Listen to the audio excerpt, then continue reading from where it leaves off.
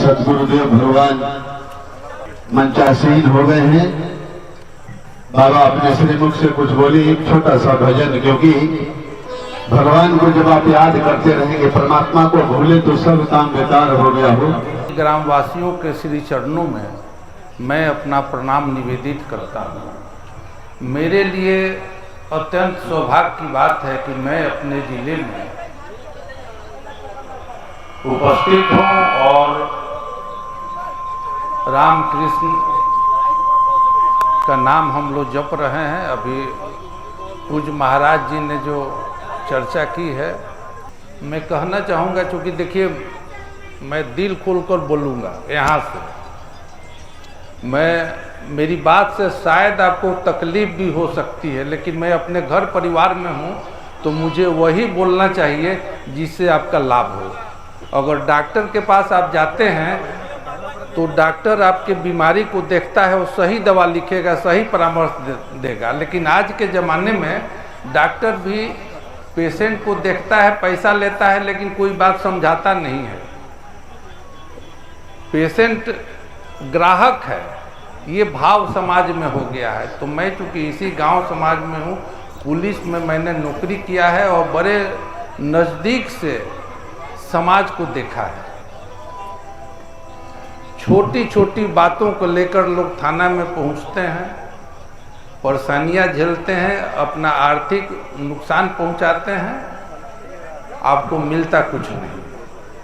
आजकल तो गांव में पति पत्नी का भी विवाद काफ़ी हो गया है, हर जाति समाज में। ऐसा नहीं है कि उच्च वर्ण में कम है या निम्न वर्ण में ज़्यादा, ऐसा नहीं। सारे समाज में जो सुचिता थी, जो संबंध था, उसमें गिरावट आ गई है। तो एक कवि हुए हैं कैलाश गौतम, इलाहाबाद में, अभी से दुनिया में नहीं है। उन्होंने एक कविता लिखी है।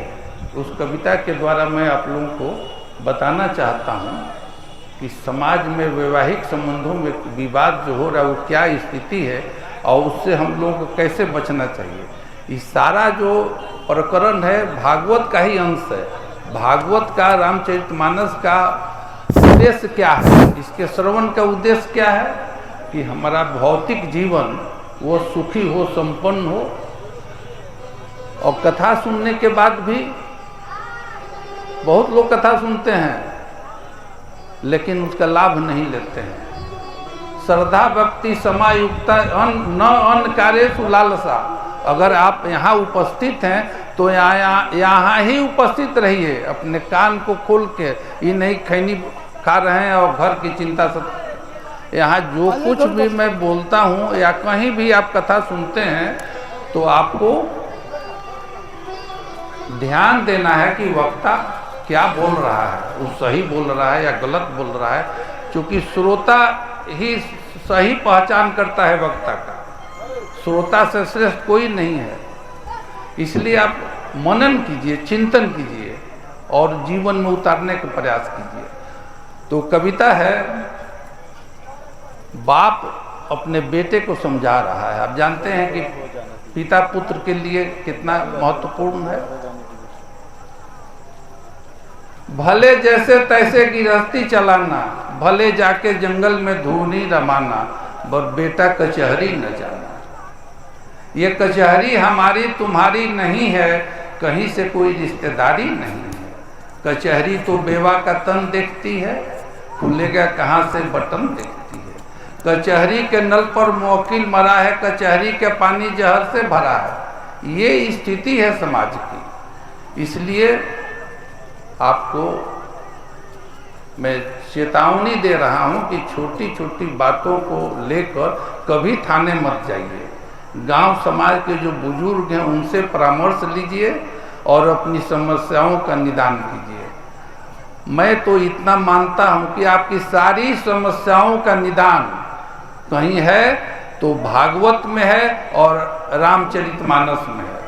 अगर उसका नियमित आप अध्ययन करते हैं तो आपको किसी के पास जाने की जरूरत नहीं है। तुलसीदास जी ने कोई प्रसंग छोड़ा ही नहीं है। जो आपके जीवन से संबंधित नहीं हो, या उसी तरह व्यास जी लोग कहते हैं ही नहीं, वो हकीकत भी है कि जो भागवत में या महाभारत में या रामचरितमानस में, चाहे तुलसीदास का हो या वाल्मीकि रामायण हो, अगर वहाँ वो भाव नहीं है,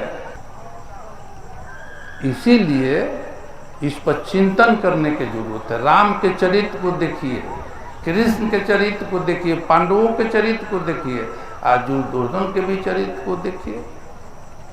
तो आपको चिंतन करना है कौन सा सही रास्ता है, कौन सा गलत है। अभी जो छोटे छोटे बच्चे हैं चले गए, लेकिन मैं आपको 4 अंग्रेजी का जो कैपिटल लेटर है पी अब जानते होंगे, पी 4 पी, उसको हमेशा याद रखिए। ये बच्चे भी याद रखें, अब बुजुर्ग भी याद रखें। 4 पी। पहला पी क्या है?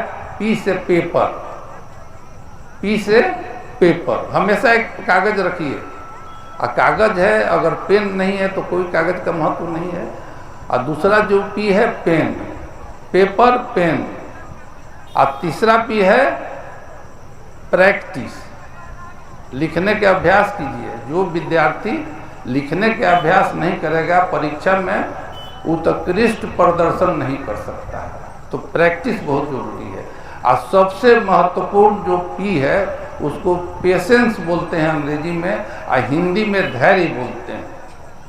यह बचपन से लेकर मरने के दिन तक आपका सहायक है। धैर्य, किसी भी परिस्थिति में धैर्य नहीं खोना है। और अगर दोनों पक्षों में धैर्य रहता तो ये अप्रिय घटना नहीं घटती। थोड़ा बहुत नुकसान हो गया होगा, आजकल तो इंश्योरेंस है, गाड़ी का तो इंश्योरेंस है, घटना घटी तो इंश्योरेंस से क्लेम हो जाएगा, पैसे मिल जाएंगे, तो जान गंवाने की क्या जरूरत है। लेकिन घटनाएं तो घट रही हैं। तो मेरा कहना है कि सिवान कोई दूर नहीं है, और छपरा जिले में भी घटनाएं घटती हैं। इससे सामाजिक वैमनस्य बढ़ता है, और लाभ कुछ नहीं। अगर जग तो इसलिए बंधुओं मैं कहना चाहता हूं कि ये इस पर ध्यान दीजिए। धैर्य, धैर्य कमजोरी नहीं है, ये आपकी ताकत है। न धैर्य न बिना लक्ष्मी, बिना धैर्य के लक्ष्मी नहीं प्राप्त हो सकती है। धीरे धीरे क्षण त्यागे कुतो विद्या, कम त्यागे कुतो धनम। न धैर्य न बिना लक्ष्मी, बिना धैर्य के लक्ष्मी की प्राप्ति नहीं हो सकती है। न शौर्य न बिना जय, जब भुजाओं में ताकत होगी तभी आप अखाड़े में कुश्ती जीत सकते हैं, अन्यथा नहीं। न दाने न बिना यश, आप प्रतिष्ठा चाहते हैं तो दान देने की प्रवृत्ति विकसित कीजिए। अगर आपके पास धन है तो दान दीजिए। धन जो भी लोग कमाते हैं वो भगवान आपको ज़्यादा देते हैं, तो इसीलिए नहीं कि आप उपभोग कीजिए, समाज का भी हक है उसमें। और इसे मुसलमान लोग भी बोलता है, कुरान शरीफ में भी है कि अगर आप भोजन कर रहे हैं, अब पड़ोस में कोई भूखा है तो आपका अन्न पचेगा नहीं। हम लोग के यहाँ भी है, होली दशहरा त्योहारों में अगर किसी के यहाँ गमी हो गया और उस परिस्थिति में कोई अतिथि उसके घर आया तो आस पड़ोस के लोग उसको भोजन कराते थे, या त्योहारों में घर में भिजवा देते थे।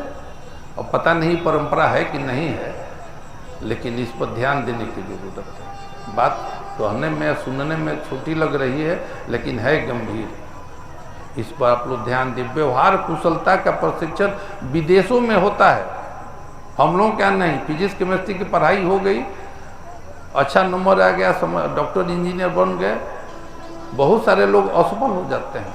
कितने आईएएस सुसाइड कर लिए, जज सुसाइड कर लिए। दिल्ली में एक जज चाणक्यपुरी में सुसाइड कर लिए, गृह क्लेश के कारण। ज़्यादा समस्याएं गृह क्लेश के कारण हो रही हैं, और हम लोग इस पर चर्चा नहीं करते, समान बातें। तो मैं और आगे अपनी बात बताऊंगा। तो ये जो इनकी